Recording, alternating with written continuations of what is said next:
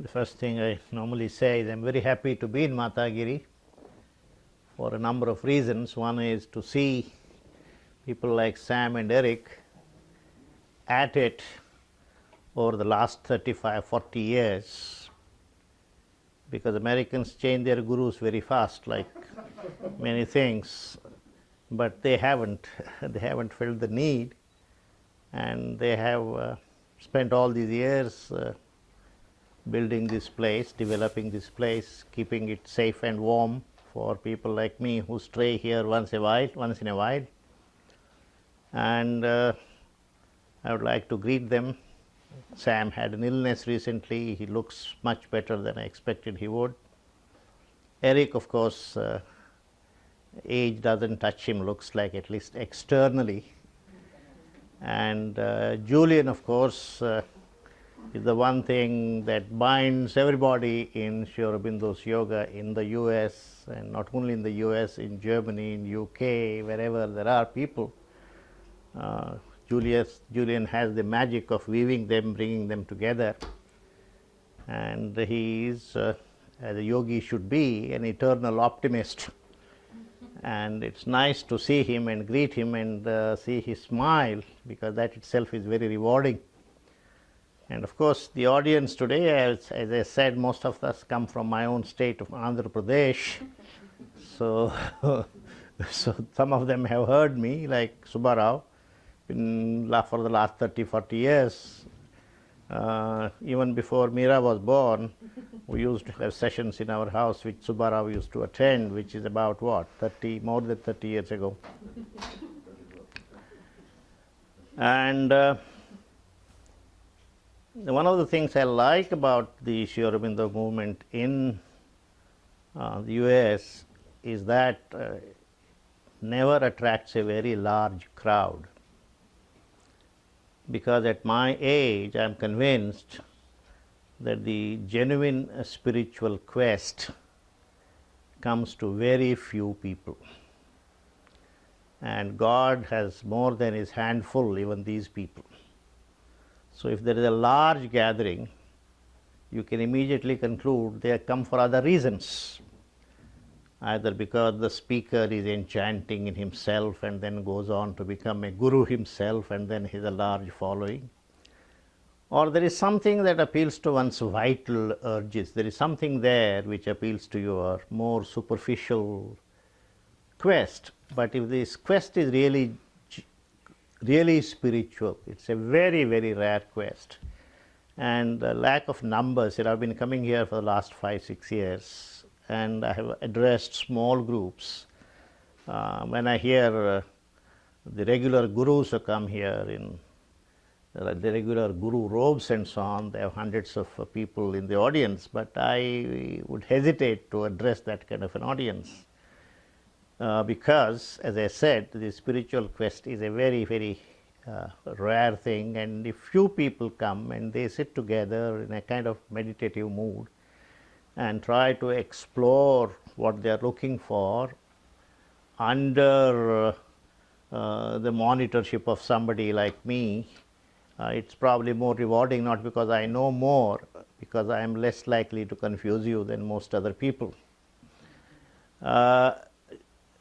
The only one thing I always say to the American audience is that if there is any yoga anywhere that is meant for Americans or for the West, which is by nature very dynamic, which is by its inherently world affirming, which is inherently something that is a result of the enlightenment of the 18th century and in the humanist movement of the 19th century, which began with the Renaissance and so on.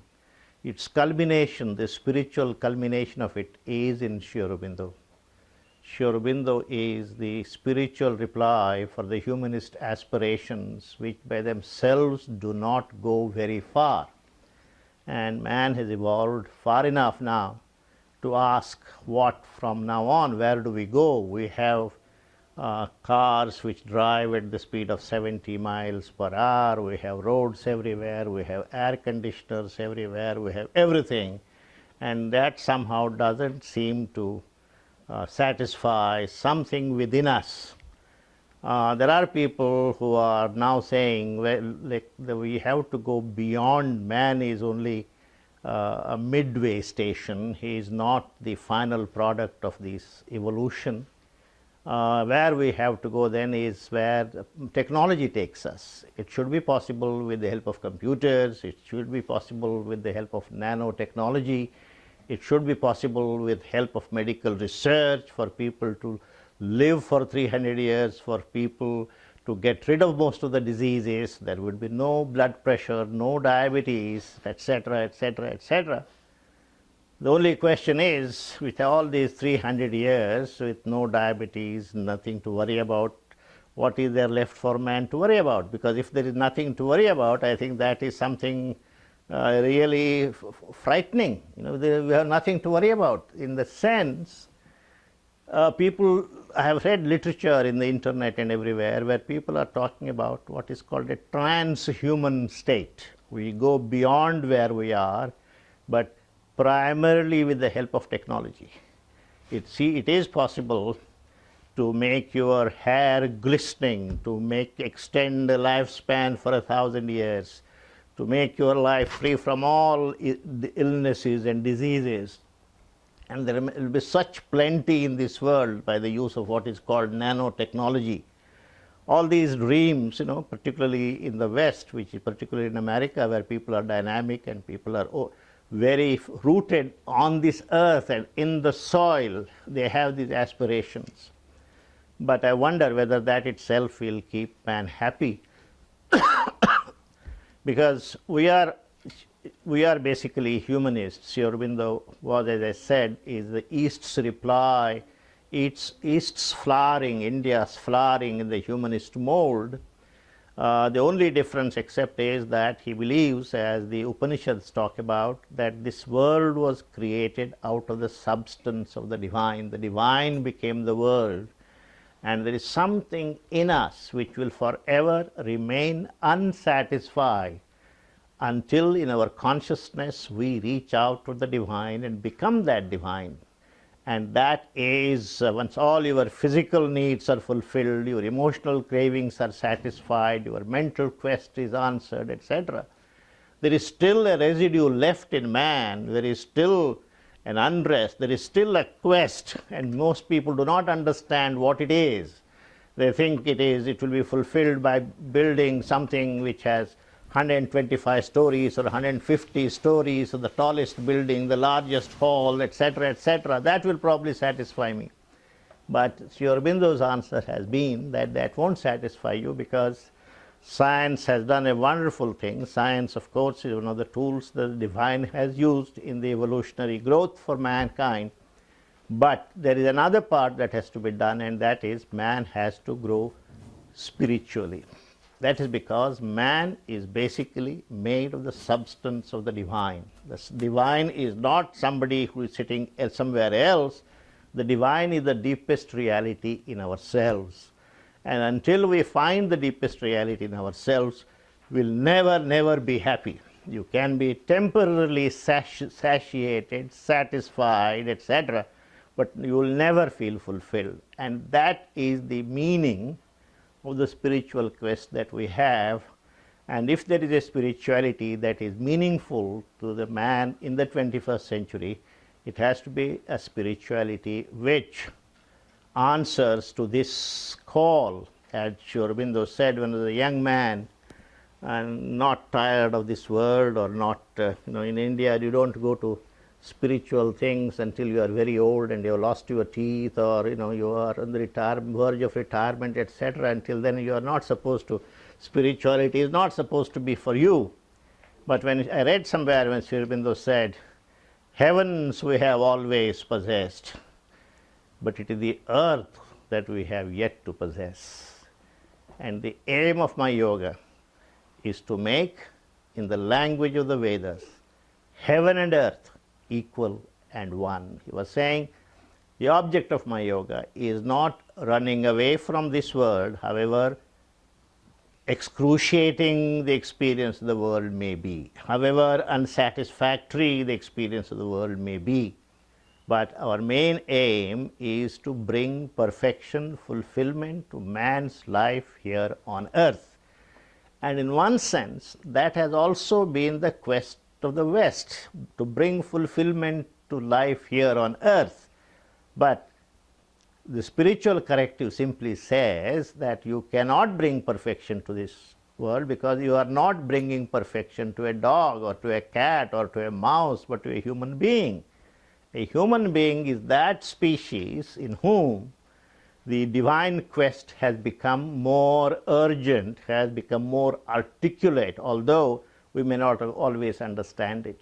And that is why Sri Aurobindo's yoga, what is called the integral yoga, does not make a distinction between this earth and life after this. What will happen after this? We are not worried about what happens after this, whether we go to heaven or here or there or anywhere else. We are basically concerned with this earth and bringing perfection to it. We welcome the perfection that science is aiming at. We do not want to stop it. We welcome scientists, but we just want to tell them that it's in itself will not take you to the end. We need the spiritual, the inner development in man, and this is the yoga of the earth. And we in Sri Aurobindo's parlance, everybody is a yogi. Whoever is born here on this earth is a yogi. You may not be aware of it, but your very life, whatever experiences you go through, they are not wasteful. They are all benefiting your inner being, and you grow through all these things. And so in Sri Aurobindo's yoga called integral, because we are looking for a perfection in which not only is the inner being satisfied, inner being feels liberated, but all the instruments of the being, like the body, the vital, the mind, all these also get their fulfillment, their transformation. Now, when all the yogis, through meditation, through various practices, etc., stood on the peaks of the mental consciousness and they look above them, they see there a world of perfection, shining, effulgent, and it is so beautiful, this world of perfection. Many, many saints and sages have seen this. That's the kingdom of God. But from where you stand, that world of perfection, which is so perfect, which is so ideal, which is so beautiful and attractive, and where you are, you find that there is a gap. And this gap cannot be bridged. And that world, therefore, cannot be brought down, nor can you go to that world except when you leave this body and when you are dead. So that's why the kingdom of God is always on the other side, on the other shore. Not on this shore, on the other shore. So we all religions tell us to prepare for that eventuality when you are dead and you go there, you have a blank check, bliss unlimited, but we don't know whether such a bank exists there or not. Now, this has been the despondency of all religions. We see this world of perfection, but we have no way of bringing it down. And therefore, various philosophies were built on this basis. And some of the Indian philosophies which were built on this basis said, this world in which you see so much corruption, so much imperfection, so much sorrow, etc., etc., and that world cannot have the same origin, they cannot be the same, and therefore we regard that world as true and this world as an illusion, is a maya. This doesn't exist, only that exists. But this may satisfy you metaphysically, but unless you go there, there is no fun. You have to go there. How do you go there? So people concluded you can't go there. The only philosopher who has said you can go there, and what is it, how do you go there? He said, between the mind, the highest regions of the mind, and the world of perfection that you see, not only you see, that every great saint has seen, you now see a chasm, you now see a gap, but this gap can be bridged. There is a golden bridge across this gap. And that golden bridge is the consciousness through which we have to grow, which he called the supramental consciousness. In other words, the evolution goes from matter to life, from life to mind, and from mind to what he calls the supramental consciousness. If one makes this jump, this ascension, then everything meets there, with the aspirations of scientists and artists and businessmen, everybody meets there, because that gives you the truth consciousness, a much vaster consciousness. And a consciousness is a great thing. After all, what is it that separates a monkey consciousness from the human consciousness? There is just one additional thing called the mind. Otherwise, we have exactly the same organs which monkeys have, except that we have something called the mind. And because of the mind and the consciousness of the mind, we have been able to do deduction and induction, science and technology. We have been able to build this wonderful civilization, except that the mind also has the capacity to create a division and disharmony. It can't see unity and harmony. And the problem of the world today is not one of that we don't have enough, but we don't love enough. We don't have enough compassion. Unfortunately, love and compassion cannot be legislated on. Bush cannot sit there in the White House and say, all Americans from tomorrow will love double what they do today. Nobody can do it, not Osama bin Laden, not bin. That can only be done through man's inner growth. Mind, unfortunately, is a wonderful instrument which has given us modern medicine, modern science, modern technology, modern computers, everything, except the capacity to love, the capacity to see unity, harmony, and that is what Sri Aurobindo says is the next step in our journey, man's journey. And then the yoga that is necessary for it is the yoga that he and the mother together developed. As you know, Sri Aurobindo's writings now run at about 35 volumes of about 500 to 600 pages each. The mother's writings about 17 to 18 volumes, etc. Then mother has her agenda, about 13 volumes. So the literature is very vast. So they have done the tapasya, the work that is needed to be done in the occult world. They have prepared the literature, the handbooks that are necessary. And as I said, this is a very difficult yoga even to understand, to comprehend. How do we know that there is something beyond man? How do you know there is something? Well, the same question if it were asked to the monkey, how do you know that after the monkey there will be something called a man? Monkey would not have been able to answer. Similarly today, that Sri Aurobindo said, I have experienced it, I have seen it, and I have been there. And I have done all the work necessary. I have drawn the maps and the charts, everything he has done. This is his yoga. As he said, since it is an evolutionary step, I don't expect it can be done in 15 years or 20 years or 30 years.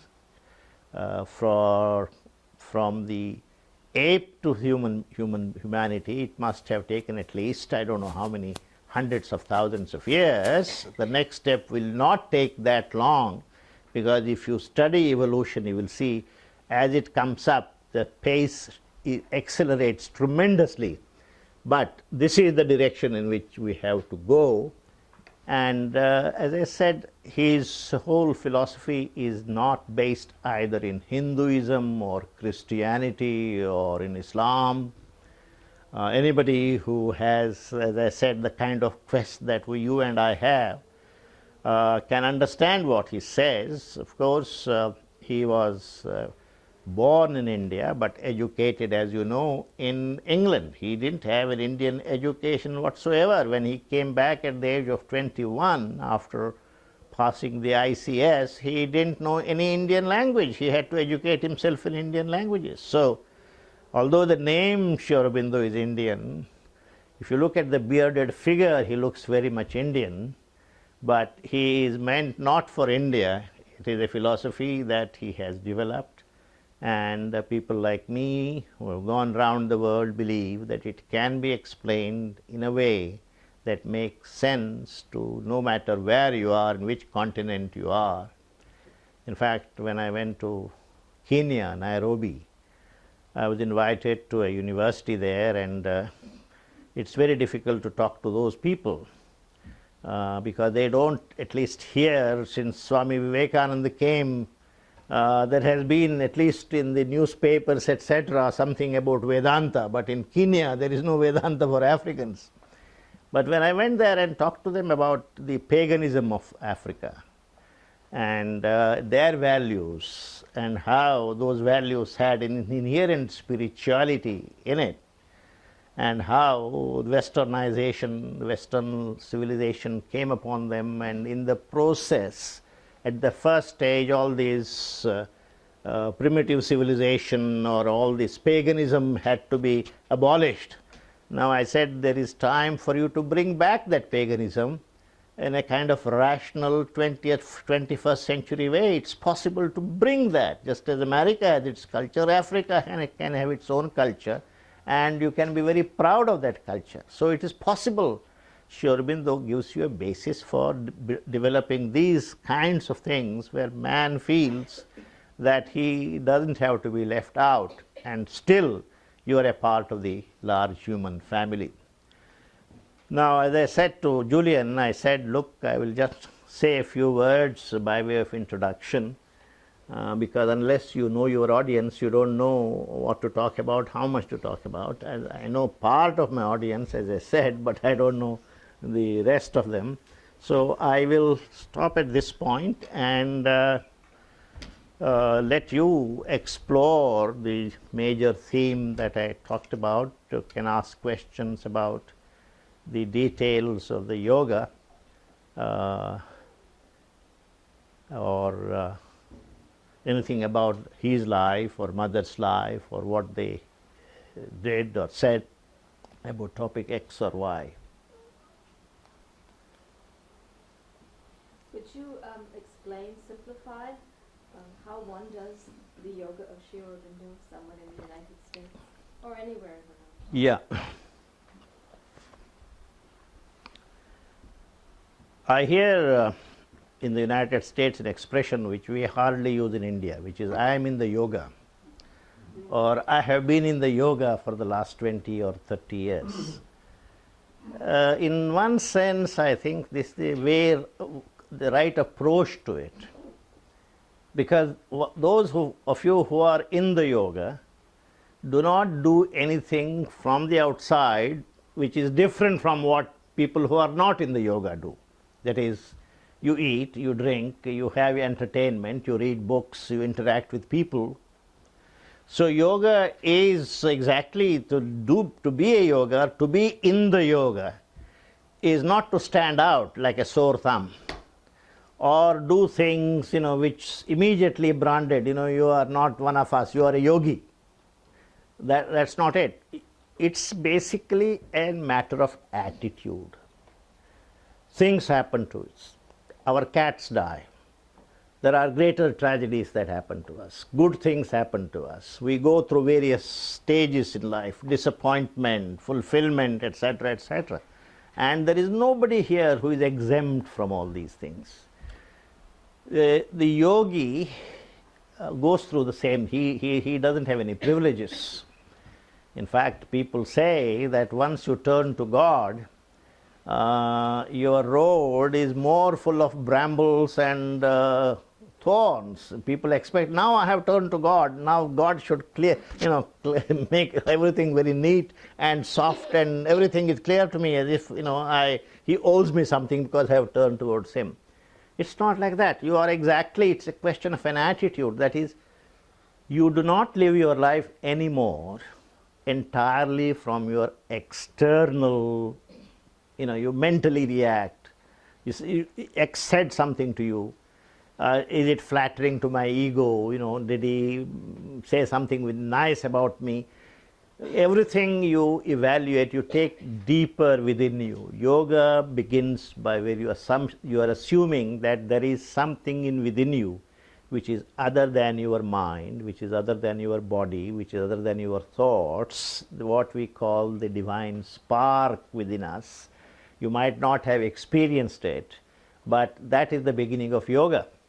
If there is no, that's the beginning of spirituality, to say that I am a spirit in this body, and what is the spirit given to me, what is the body given to me for? For example, when you have a boatman with a boat, in the beginning he thinks the boat has been given to him so that he can go into the sea and catch fish and bring and sell it, and whoever has the largest catch and at the end of the day has the largest profit is the most successful boatsman. That's how in the beginning. Therefore we ask, what's your salary or how large your house is? That's the way we evaluate our life. But gradually and slowly you realize that this is a boat that is given to us for the journey of an unknown passenger. There is a passenger traveling in the boat of our life. And who is that passenger? Where does he want to go? What does he want to achieve? Very often you find in the lives of even great artists, they have had great worldly success, but somewhere within them they feel, this is not I wanted to do, I wanted to do something else. They leave everything and go away, because the reason is we never consulted that inner spark. Spirituality begins when you refuse to take things at their face value and try to take everything in the light of what does it mean to this divine that is within me. How does it help him? How should I react to this particular reaction from X and Y? So this is, for one thing, you are not living life purely on the surface. You try to relate it to this inner dweller in you, and you are gradually, as you go through life, you will realize that happiness and sorrow, they are like sunset and sunrise. Almost every day for everybody they come, but that's not their entire purpose. The entire purpose is when you go through them, the experience you go through, the inner being slowly grows, develops, and it is this development that is important. And so what we basically call the psychic being within us, the aspirant within us. You see, we all have spiritual aspirations, but that's not the touchstone. We occasionally, like Sunday morning, going to church, so whether it is a Christian or a Hindu, our turning to God, reference to God is an occasional thing. But spiritual life is, everything is referred to that point. That point becomes the central point of your life. And you keep asking, what is it, what does that mean? So this inwardness, living inwardly, is one mark of spiritual life. And as this grows, then you begin to see that your life is not something, you begin to realize that there is nothing called random in life. There is nothing called chance in life. That there is a purpose, there is a meaning, every fall and every slip. One begins to feel all this way. So once you begin to feel, how will I feel if I walk this path for about 2 years? You will not be able to see it from today. You have to actually start walking, and when you walk, your understanding of life around you, the way you react to life, etc., keeps changing. And gradually and slowly you will have an intense inner life which others may not be able to see, but you have it. The inner being is a reality. It's like saying you have to, as the Christian saints say, you have to cultivate the presence of God. God is everywhere, except that we don't cultivate His presence until He Himself for some reason gives us a big blow on the back or gives us a kick in the ass. We don't really realize that is this. But cultivating this presence of the spark of the divine in us and gradually and slowly trying to say that's the most important thing, and living life in that light, I think, is spiritual. That's why saying I'm in the yoga simply means I have this attitude towards life, which is not limited by my analysis of what happens to me purely in mental terms, emotional terms. I am taking it one step deeper. How deep you go depends on how long you have been doing this.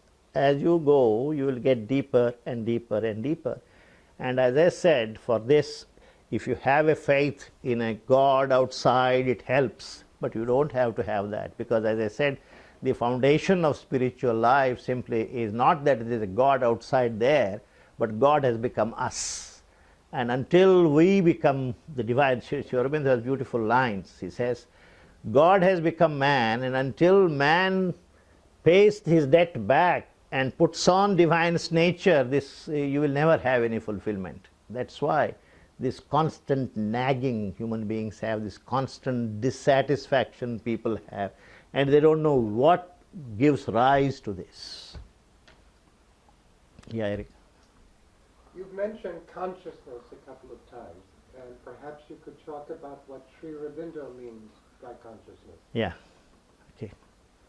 Yeah, this is a question to answer which satisfactorily you really need a psychologist. I am not a psychologist.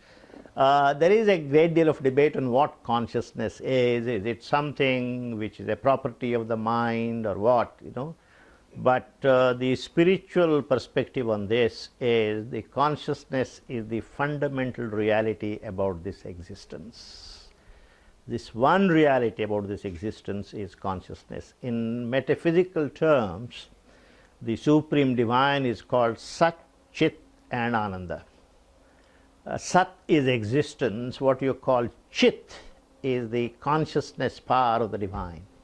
But this consciousness is a spectrum, right from inconscient, which is matter, up to the superconscient, for which we give the name divine. I personally don't believe that there is something called a God, which is shaped like me, because if I am human, I will think of my God in my way. If there is a dog, for him, a perfect dog is, is God.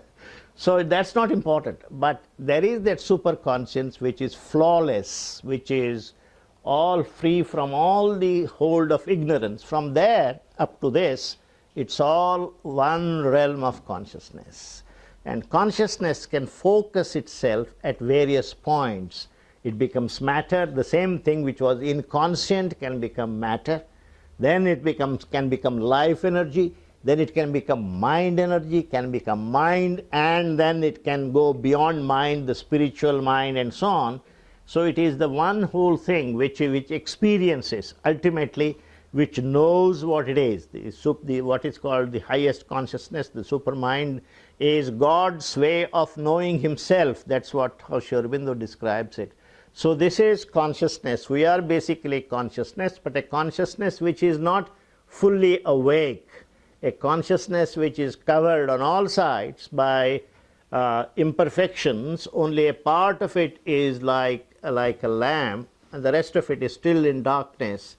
And that is what human beings are. And as we strive, the portion of light grows and darkness diminishes until the whole thing becomes light or enlightened, and we are free from ignorance.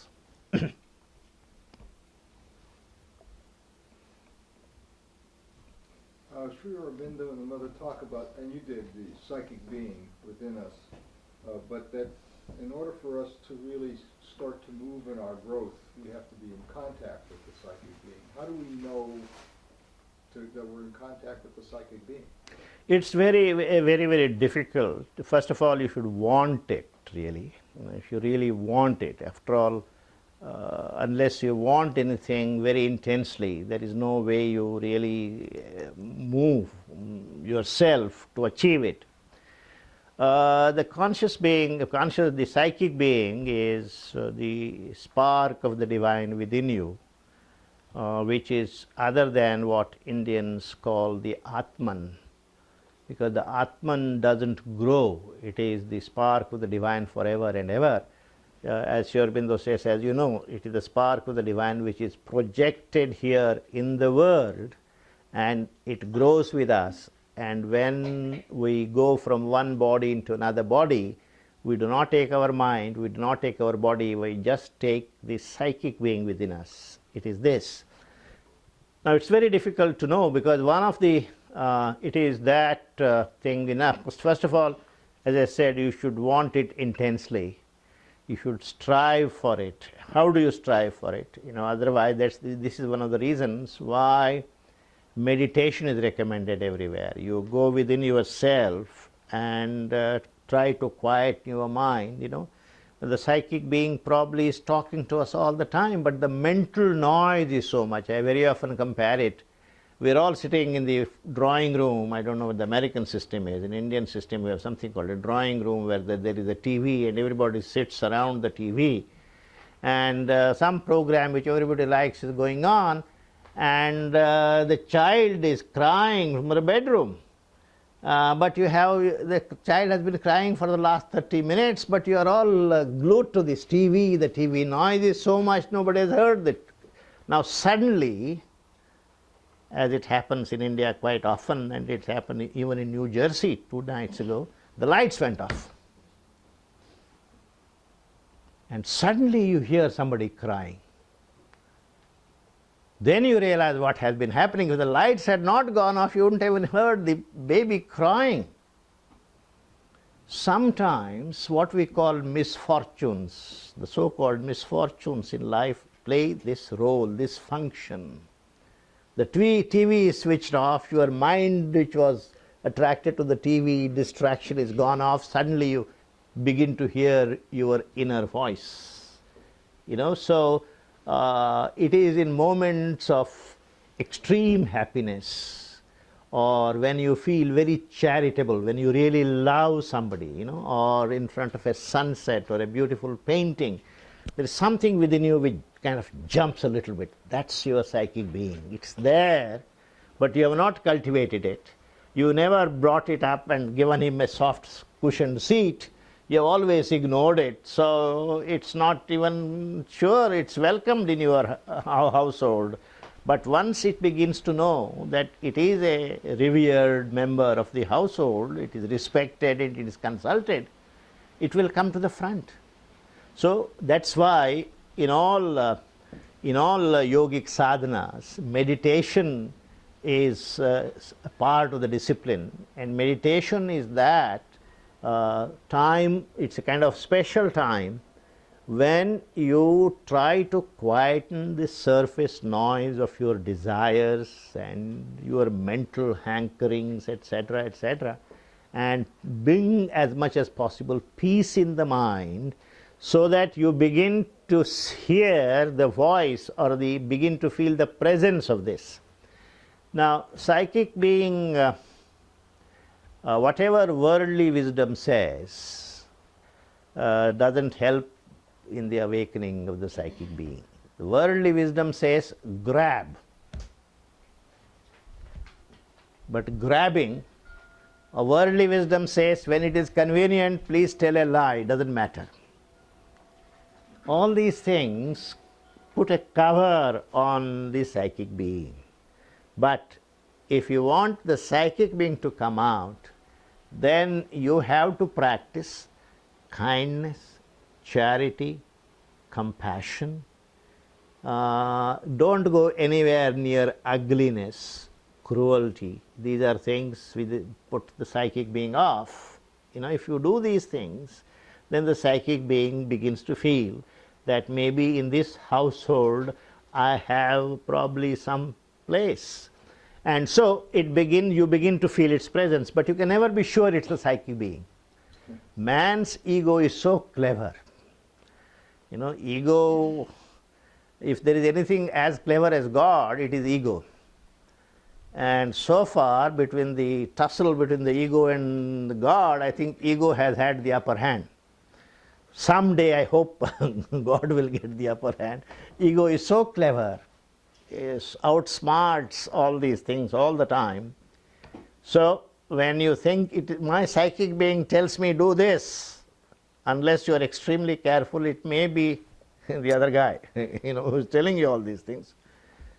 But there is no guarantee. Just as in business, nobody gives you a guarantee you'll necessarily succeed.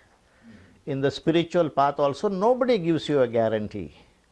If you have heard the promptings of the wrong guy, assuming that it is ego, of course you will slip and fall. But you will learn by that. You will learn to distinguish between the authentic voice of the ego and the voice of the pretender. This can only be done through practice. There is no one way. People say if it is the ego's voice or if ego's promptings, if you follow it, there will be peace, there will be, that's the way they distinguish between need and desire. What is a need and what's a desire? Desire is the vital craving. Need is some part of your being wants it for its even existence. When a desire is not fulfilled, you become very agitated. Or when a desire is fulfilled, you feel very elated. It doesn't happen in the case of need. If the need is not fulfilled, of course there is suffering. And the need is fulfilled, there is satisfaction, but there is no elation. So what I'm saying is, just as you learn in your business, in all these things, to distinguish between the right and the wrong guy, there are all kinds of people who are always ready to take advantage of you, but you learn through practice. You get deceived once or twice, there is no guarantee. But it is in these matters that faith helps. As I said, I don't believe in a God sitting there, but I find that guy useful. If I have a faith, then in moments like this, if you can trust him to guide you, he has done all these things, he can guide you there also. But what I'm saying is, I don't want you to get the feeling that it is very simple and very easy, anybody can do it. The path of the psychic being is described by Sri Aurobindo as the sunlit path. But only those who are pure at heart can walk the sunlit path. That's also what he has said. To be able to walk the sunlit path, you need absolute purity in your heart. But absolute purity in your heart is something you have really to work hard at. It doesn't come automatically. So the psychic being is one. This is also a kind of answer to her question. Try and bring more and more to the front what we call the psychic being. Secondly, when you do, of course, when you do things, you have to go to office, you have to interact with people, you have to go to the grocery, you have to buy things, all these things keep happening. In all your activities, you have to develop an attitude of surrender to the divine. That's what the mother always said. Before you start an activity, stand back, may offer an inner prayer to the divine and say, look, I am doing my best to do whatever I can, do it perfectly. In the sense, what you regard as worship is supposed to be very important. In a spiritual man's life, everything is worship. In the sense, you do everything as perfectly as possible. Sweeping the floor, cleaning, the wife cooks the food or husband cooks the food, doesn't matter, but do it as best as you can. Do anything as best as you can, but from within, you try to develop the attitude that I am doing this as an offering to you, offering to the divine.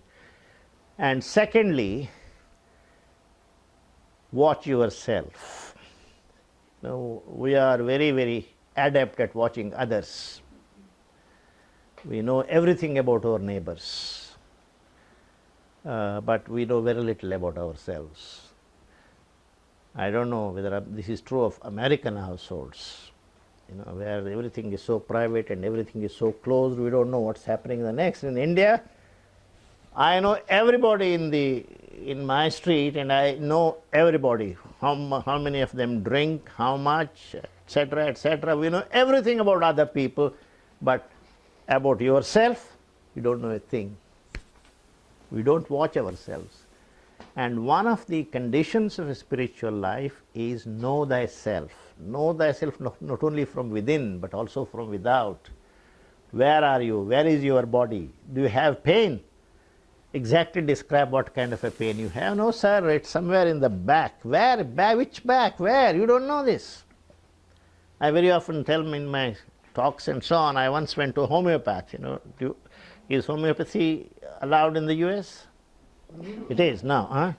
Yeah, and the homeopaths ask a number of questions. The first question they ask, sir, what kinds of food do you like? Sweet or sour or what? Savory?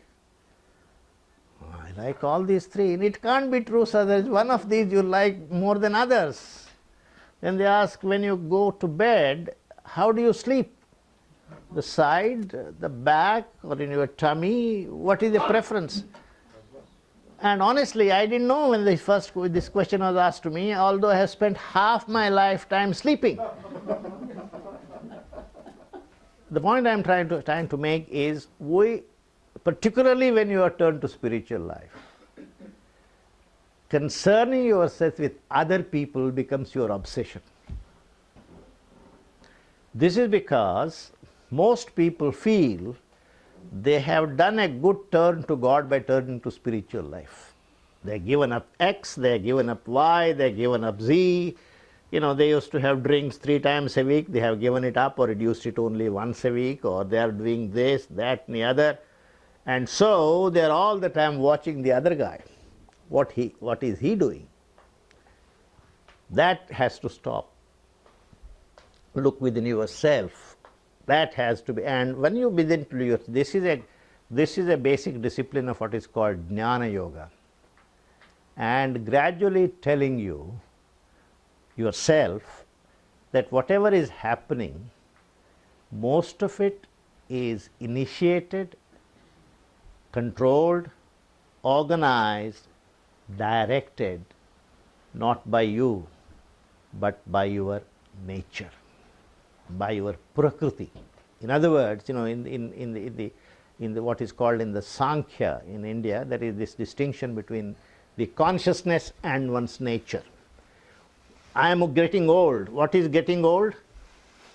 The product of nature is getting old. This body is a product of nature. My consciousness doesn't get old.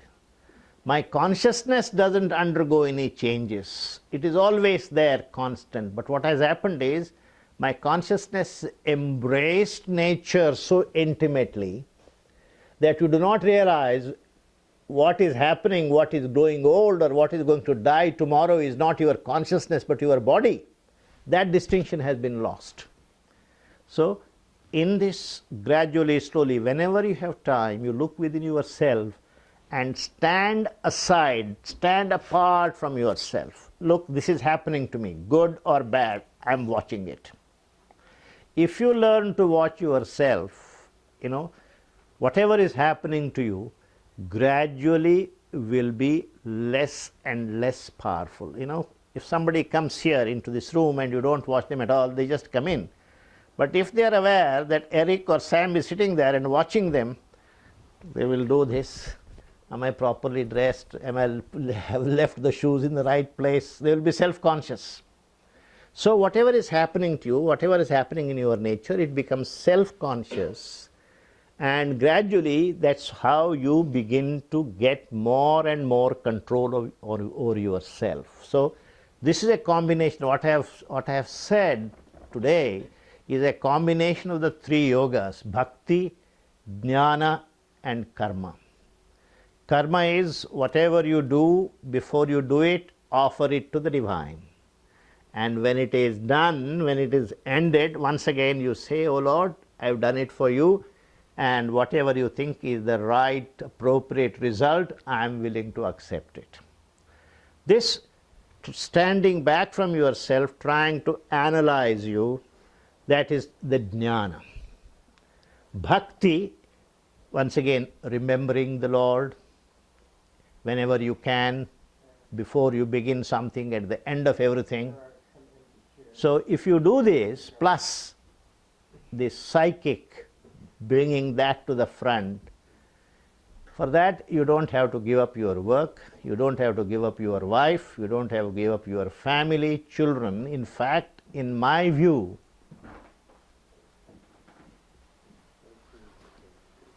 the life you live, the companions you have because according to the divine, they are the most helpful people for you for your growth. We normally believe if I change my circumstances, I may grow more spiritual. There is nothing more deceptive than that. You do not become more spiritual by changing circumstances. You become more spiritual by changing yourself. What we think, if I change my wife, if I change my job, if I change my city, if I change my friends, I'll be happier. There is nothing more of a mirage to pursue than this. Because what is really creating conflict between you and your friends is not the particular composition of your friends. There is something within you which is creating this. So we all want to change the world so that it becomes more conducive to me. And we want security, we want respect from people, and at the end of the day, we want to feel that we have done something nice. But for this, you all the time blame the outer environment and want to change it all the time. The spiritual attitude says, maybe the outer things may have 10% to contribute, but the 90% comes from here. You change your job, you go to the next job. Of course, now with the IT coming up, you have to go to the next job at the end of every 2 years. But I am talking about India, where people didn't easily change jobs. It is the same problem that comes up because the problems are here, inside. They are not outside. So you do not really have to change anything very much which is not in your control. You have to change the inner mechanism of how you act, how you react to things. But that we never do. We always believe by just changing things. The Americans have this facility for fixing things. The one thing you need to fix is yourself. And that's the most difficult thing to fix, and that's why we don't try doing it. But being aware of it helps. That when I and my wife quarrel, there may be something here which probably needs mending, as much as there may be something needs to be mended in her as well. So the spiritual attitude, as I said, is an attitude, or spiritual life is a life which basically has this attitude. From outside, you don't have to dress differently. You keep dressing the way you have always dressed yourself. You don't have to change your diet. If you like your diet, go ahead and do it. I don't think spirituality is a gastronomical matter. Or whether it's a matter of having 3 times bath or 2 times bath, as long as you are clean. But it is a matter of changing within, because you are human. And as I began, as in the Purusha Sukta, in the Upanishads, the Vedas, they have said, it is out of the divine substance that we have been made. And it is in us that God wants to manifest Himself. Animal can afford to remain an animal. Sri Aurobindo talks about this divine unrest in the Life Divine in the early chapters, this divine unrest. Our speciality, human beings are special because they have this divine unrest, which not only helps them to go to the Everest or to do all these scientific discoveries, conquer the sky, sail beneath the waters, do all these things. When all that is exhausted, still you are unhappy, because there is still one journey to be made and one conquest to be made. That is the realm of spirituality as I understand it.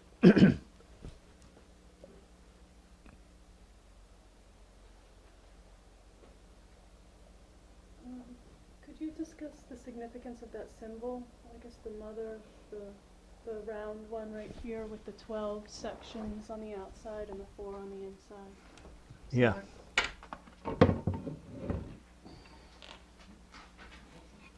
Well, the best person to ask is Julian, probably, because this is all written in the literature. You know, these are the 12 qualities of the Supreme Divine Mother. They are symbolized by 12 petals of this rose. That's what they stand for. And these, the 4 aspects of perfection of the Divine Mother, you know, which we call Mahasaraswati, Maheshwari, Mahakali, Mahalakshmi. This is a symbol. This is a symbol of the Divine Mother, her aspects of her work. And do you see its significance in the teachings? Is it that it's cyclical in nature, or just how do you apply that?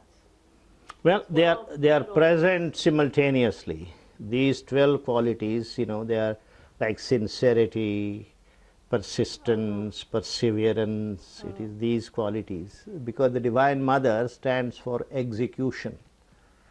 Mother is, we call it simply feminine. It's because just not feminine, whether the question very often is raised whether God is masculine or feminine, I guess in the Christian civilization it's always he. For us it can be he or she or it. The Supreme is it for us. That it's beyond it. What it means is, once you start talking about the Divine in terms of human language, you have to be limited by the constraints of the language. Now, for example, when you are talking in English, you can't say there is book on the table or there is book on table. In Indian language you can say that there is book on table. In English you have to say there is a book on a table or on the table. Why? Because the requirement of the language. Similarly, when human beings talk about any being, the first question they ask is it masculine or feminine? Now, how do you talk about a reality in whom this masculinity or femininity is irrelevant, because the Divine cannot be only masculine or feminine?